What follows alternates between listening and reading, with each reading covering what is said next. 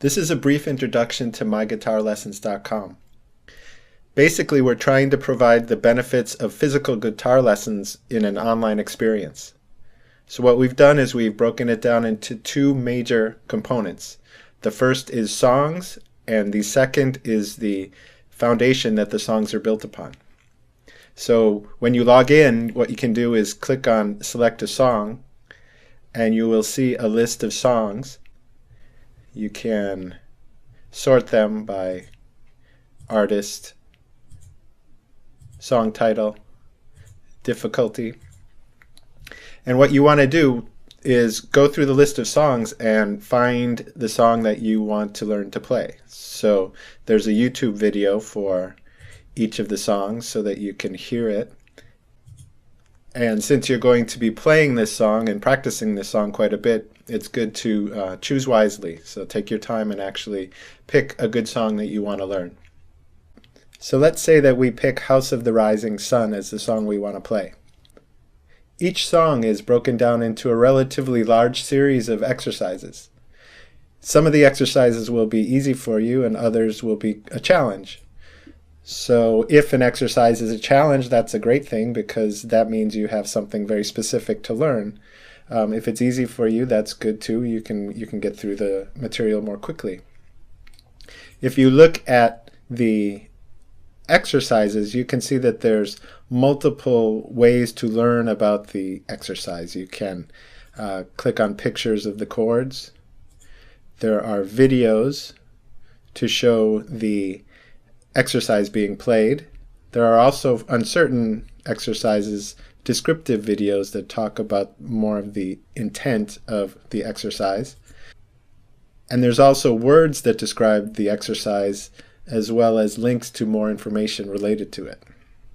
For each exercise, you have the option of changing the tempo, the number of loops, and things like that. And when you play it, you'll see that the notation is highlighted as you play.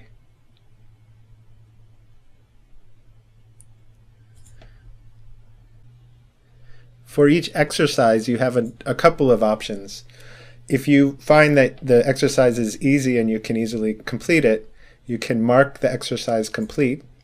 And what this means is that when you view your progress, you will see that the exercise is finished. You also have the option of setting goals for an exercise. So let's say that this exercise is a little bit more challenging for you. What you can do is click on Add to Goals, and this allows you to set it up so that you perform the exercise, say 10 minutes a week. And so if you do something for 10 minutes a week, you'll probably start to get good at it quite quickly. When a goal is added to your goals list, you can easily see the progress of your goal. You can see yellow, red, or green depending on the progress. You can view the details. You can change the details. So instead of 10 minutes per week, we could say 10 minutes per day for this particular exercise. In addition to goals on very specific exercise, you can set larger goals such as work on your foundation for 1 hour a week or work on a particular song for 1 hour a week. You can view your progress over time as well as the time spent on your goal. The main point is that you don't move on from an exercise until you can very comfortably play it. As I mentioned, there's two fundamental things that you can do when you're on myguitarlessons.com. You can work on songs and you can work on your foundation. Actually, they're somewhat related because even as you're working on songs, you're going to be working on exercises that are foundational.